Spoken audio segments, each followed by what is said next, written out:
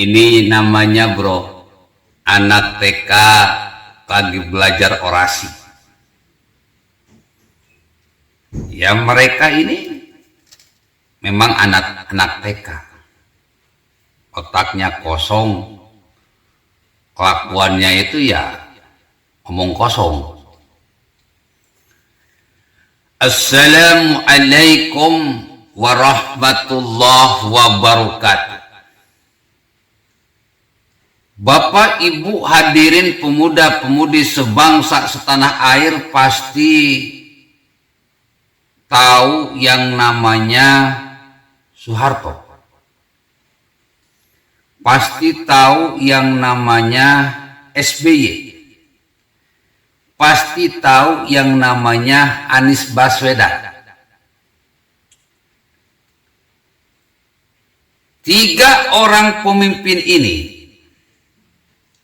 punya kesamaan. Tiga orang pemimpin ini seperti anak-anak. Mereka bermain politik untuk mendapatkan kekuasaan, untuk mempertahankan kekuasaan dengan bermain boneka politik. Dua boneka politik yang selalu mereka mainkan. Ya Bu, ada dua boneka politik yang selalu mereka mainkan. Ya Pak, ada dua boneka politik yang selalu mereka mainkan. Pemuda-pemudi sebangsa setanah air, ada dua boneka politik yang sering mereka mainkan. Apa itu Ustadz? Pengen tahu Ibu? Pengen tahu Bapak? Pengen tahu pemuda-pemudi sebangsa setanah air? Boneka yang pertama adalah boneka PKI. Dan boneka yang kedua adalah boneka khilafah.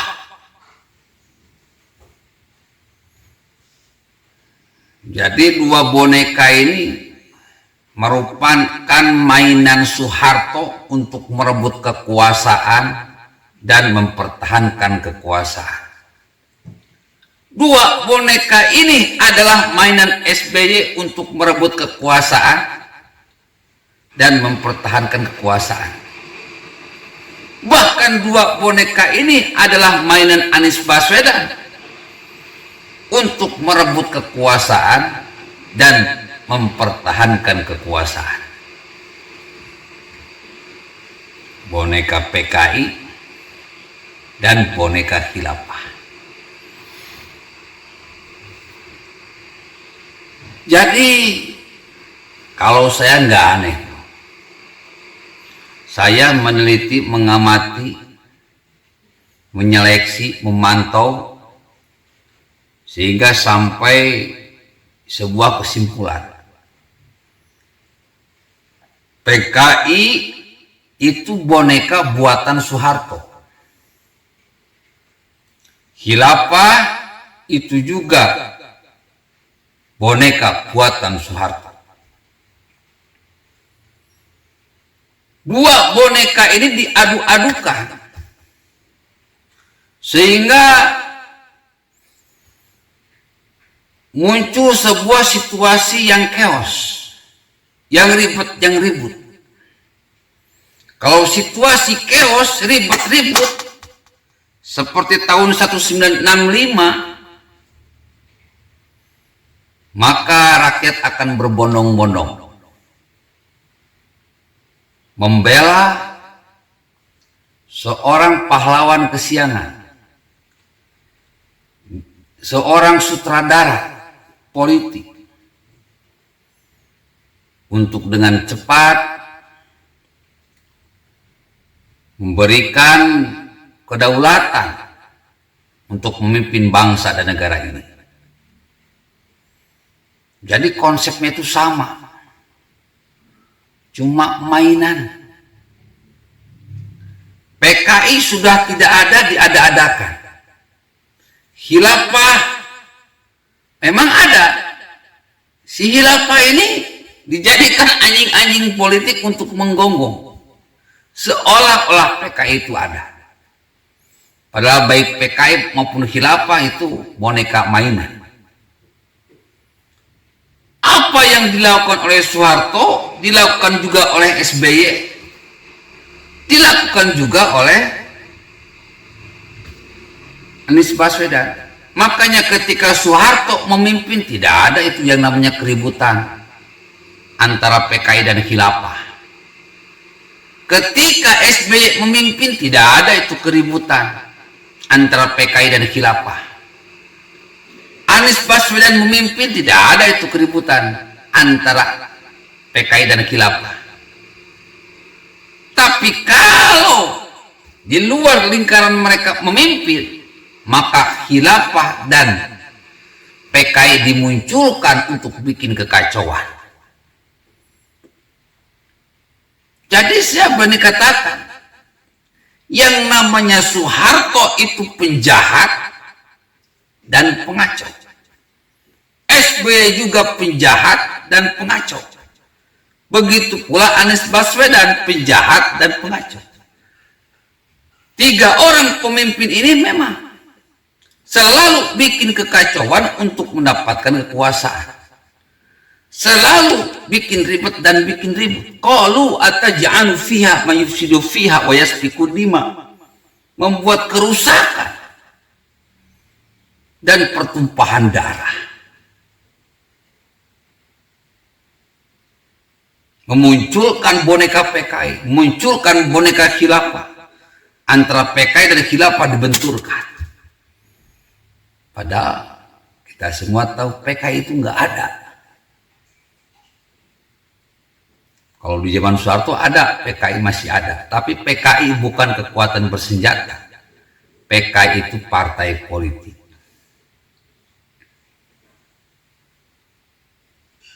Jadi sangat mustahil PKI bisa membunuh para jenderal. Kenapa? Partai politik bagaimana bisa membunuh para jenderal? Logikanya gak masuk. Di zaman SBY berkuasa nggak ada itu PKI sama khilafah. Di zaman Anies Baswedan nggak ada itu PKI dan khilafah. Tapi ketika Jokowi menjabat, khilafah dan PKI muncul karena dalang-dalang yang mempermainkan boneka PKI dan boneka khilafah itu tidak berkuasa dan ingin merebut kekuasaan.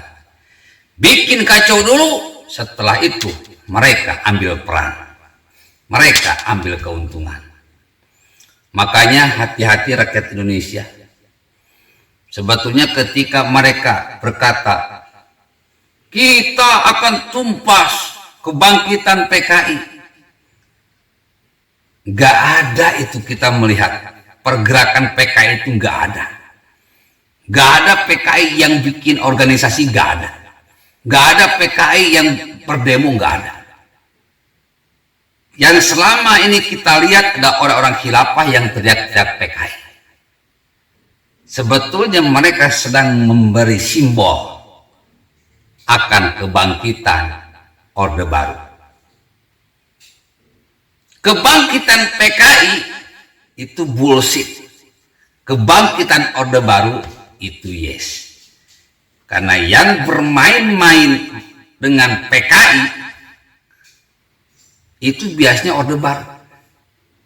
SBY menjadikan PKI sebagai boneka mainan.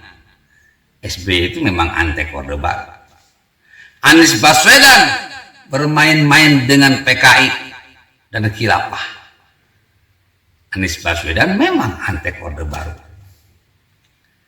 Orde Baru zaman di mana semua kekayaan alam dirampok bergerombolan oleh antek-anteknya.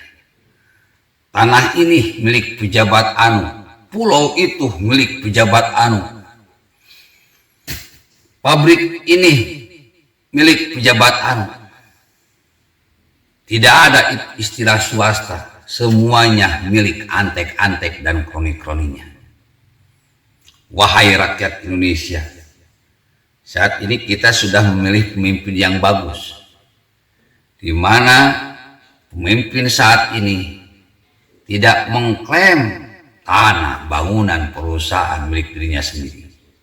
Semuanya dijalankan sesuai aturan kenegaraan pada umumnya. Negara hanya mengatur, bukan menguasai. Tapi kalau Orde Baru, negara menguasai, tidak mengatur.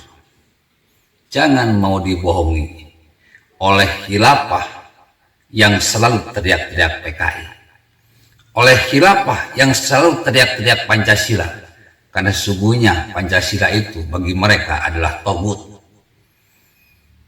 Jangan terpesona, jangan terpedaya.